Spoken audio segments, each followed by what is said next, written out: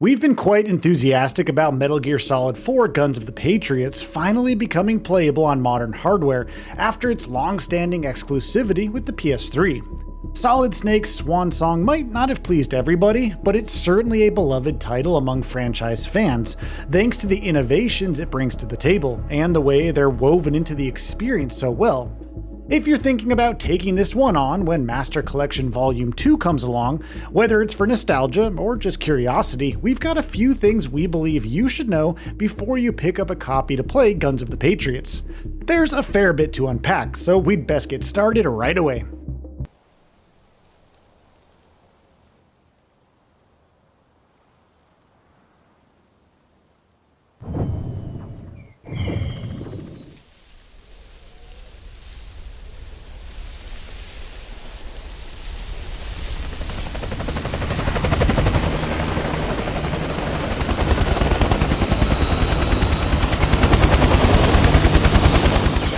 Number 1. A Tale for the Ages. Things are quite intense in this one, which takes place 5 years after the Big Shell incident. Snake's aging process has him on the back foot against Liquid Ocelot, who comes out of hiding to take on the Patriots, a cabal known to be operating behind the scenes to influence global events. Now, if you're unfamiliar with the story threads that preceded Guns of the Patriots, you might want to brush up on your lore before you get started, as its story and setting are deeply rooted in the franchise's history. Of course, you can expect twists, turns, and some very philosophical examinations of individual agency and armed conflict thanks to Kojima's masterful storytelling. Although its extensive cutscenes can occasionally disrupt the pacing, the overall narrative is a thrilling ride.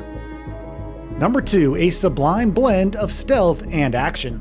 You could finish the entire game without killing a soul if you're so inclined, but Solid Snake's as versatile as he's ever been in this one. Stealth mechanics are among the finest the franchise has given us, while Snake's proficiency at close quarters combat makes him a deadly threat despite his age.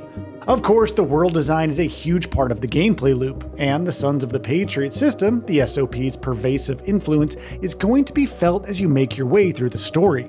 It's a great way to keep Snake on his toes, considering his extensive experience as an operative. And it all works very well with other additions that are aimed at balancing out his deadly aptitude with the limitations of his body. All in all, this one's as immersive as it can get, and that's a very good thing indeed. Number 3. The Octocamo system. If you decide that you're going to try and take a quiet approach here, Snake's Octocamo suit is going to be your bread and butter, as it lets you blend into the surroundings with your enemies being none the wiser to your presence. It's an invaluable addition to a sneaky strategy, although it is limited to having only one pattern equipped at a time. Of course, there's also face camo, which you uncover later on, and that lets you take on the appearance of some important folks. When you pair with Octocamo, you're going to find that nowhere is out of bounds if you're smart about how you use your suit. It's definitely one of the more innovative additions to the franchise formula, and is something we're pretty eager to use again after all these years. Number 4. The Solid Eye. Put it on your left eye. Looks like an eye patch. I call it the Solid Eye. It's an all-purpose goggle that displays radar images and other data in 3D. You can also switch it over to light-amplifying night vision. A great thing to have alongside the Octocamo suit was the Solid Eye, which doubled up as Snake's way to stay one step ahead of the enemy troops in areas that needed him to thin out the herd. Letting you detect hostile presences along with their various states in a given area around you was good enough, but to also have it work as a pair of binoculars? Well, that's a versatile tool for an operative trying to stay on the down low. That it looks like a nondescript eye patch while being as cutting edge as it is makes this one an accessory we'd certainly like to have, as we must say it lets old Snake look quite dashing in the process. A solid blend of form and function, that one. You're gonna want to weave it into your playstyle to begin enjoying the game on your terms. Number 5. Battlefield factions to navigate. Where do we even begin with this one? You've got various PMC groups operating under the Global Patriot Network, and they're a nasty bunch with ID tagged weapons that you're going to have to launder through a local merchant before you actually get to use them. There are various local factions to befriend, either by helping them out in battle or otherwise to make them treat you as an ally. Of course, deadlier parties are in the fray, such as Ocelot's elite group of bodyguards, or the Beauty and the Beast units that are going to give you trouble no matter how well you take them on. You're not just navigating levels, but the many ways in which Snake can use these factions to his advantage as naturally as fighting comes to him. It's a lot of fun to be sure, and we're kinda jealous of you if this is your very first time discovering how addictive it can all get. Number 6. Psyche and stress status. Of course, it isn't all fun and games for a man on a clock, his age limiting his ability to his duty to a large extent. Every non-lethal kill you pull off comes with a price, as Snake's psyche takes a hit, and you don't want to be caught napping as far as that variable is concerned. There are penalties to it, such as Snake's spine refusing to cooperate with him, his aim faltering from time to time, and even the chance of passing out if things go too badly for you. Stressors in the world such as extreme heat, bad smells, and even being hunted by enemies are all factors that stress him out, wearing him down bit by bit. Even if he can't evade time after all, and managing all of these in addition to the battlefield is a challenging and equally rewarding gameplay loop once you get settled in. Number 7. Make your guns your own. A variety of available attachments for each of the game's weapon types meant you could lose track of time tailoring each weapon to suit your playstyles and tastes.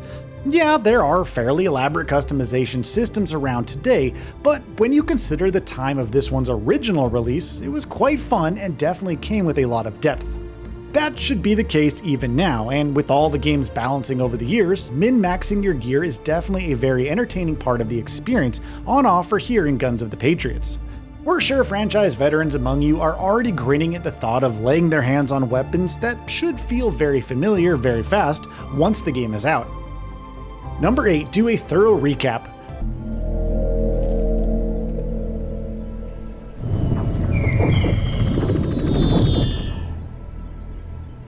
It's not conjuring up any unpleasant memories, is it?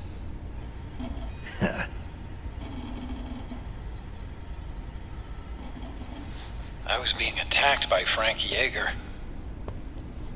Yeah, I remember. If you hadn't shown up when you did, gives me the shivers just thinking about it. Snake, you saved my life.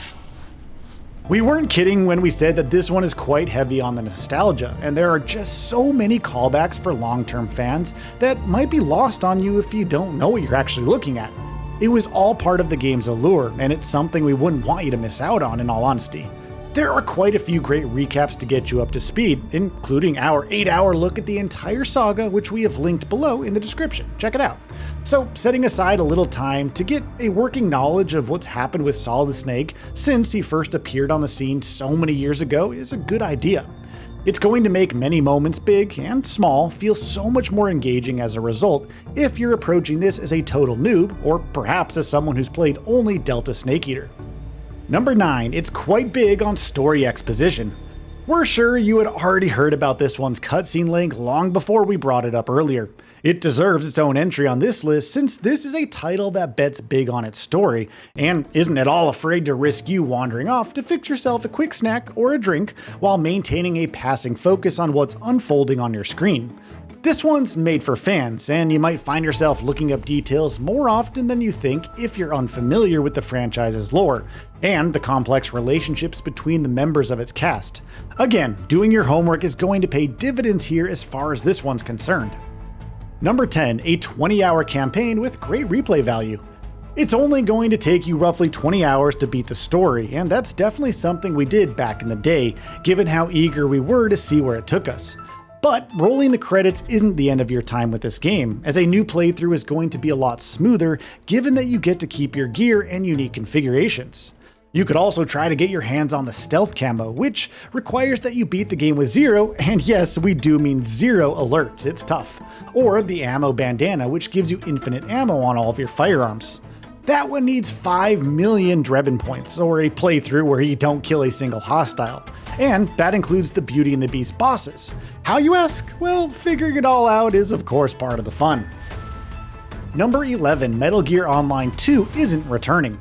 This one's definitely a bummer for sure, but the popular online part of this one isn't on the table in Master Collection Volume 2. It was certainly part of the fun that this one offered back in the day, and while we're certain the multiplayer would have attracted a massive audience eager to just jump back into the action, it seems we're out of luck this time around. However, we are happy to tell you that the MGS4 database is on board, and is actually a great place for you to do any brushing up on lore that you're missing. Spoilers are automatically locked, so you're not at risk of ruining any story beats, and it could make for an interesting bit of reading thanks to how well it presents everything that's relevant to you without too much fuss. The screenplay book and master book included in the Master Collection Volume 2 package are definitely worth a look if you're aiming for the most comprehensive Guns of the Patriots experience possible. Number 12, pre-order bonuses and more. If you choose to pick up a copy ahead of release, you get the cardboard camouflage item as a bonus in-game item. It's a nifty little addition that you're going to get a little kick out of using, and is definitely a part of the game's eccentric charm. Additionally, if you have a save for Master Collection Volume 1 on your system, the gold camouflage is also going to be available to you as in-game bonus item on MGS4. That's great news for those of you looking to play the next couple of titles after the first few that came with that collection. Number 13, resolutions and file sizes. File sizes are expected to land around 25 to 26 gigabytes across PC and consoles. The main exception is the Nintendo Switch, which requires a smaller 19 gigabyte download for both TV and handheld play. Now, on the resolution front, consoles and PC builds aim for a crisp 4K output, though the Series S caps at 1440p. Meanwhile, the Switch delivers 720p on the go and 1080p docked. Upgrading to the Switch 2 bumps those numbers to 1080p and 4K respectively. Performance-wise, the Switch is capped at 30 FPS, while all other hardware targets a fluid 60 FPS. Number 14, potential performance drops. Getting to enjoy Guns of the Patriots in higher resolutions and better frame rates is something we're all understandably excited about. However, Konami has warned us of variations in frame rates and drops during intense scenes, so do keep that in mind. This one does get quite busy, and we're expecting lower spec systems to have a little bit of trouble with it, but it isn't something we think you should be too worried about on consoles, or maybe we should be? Of course, you might be coming to it from Master Collection Volume 1 before it was improved over time by Konami. If that's the case, we suspect you're going to be a little cautious no matter how much you miss MGS4 before you dive in. The PC requirements listed could help you decide though, so that's where we're going next. Number 15, PC requirements. The minimum requirements outlined for the collection include a Intel Core i5-9600K, 16GB of RAM, an NVIDIA GeForce GTX 1650 with SSDs recommended. Windows 11 is a must, as is DirectX version 12. The recommended specs take things up to an Intel Core i5-10500 and an NVIDIA GeForce GTX 970 with everything else staying the same. Considering how much the gaming landscape has evolved in the nearly 20 years since its original PS3 release, these system requirements remain remarkably accessible, much like the aging hero you command. And that's where we're leaving you with this one. We can't wait to join or rejoin Solid Snake in a story that pits him against arch-rival Liquid Ocelot. We hope you have as much fun with it as we're going to once it's in your hands if you decide to dive in. So, what are your thoughts on this? Go ahead and share them in the comments below. And if you like this video, please subscribe to the channel and enable all notifications by clicking the bell icon to get new video updates. We upload every day and would really appreciate your support. Thanks for watching.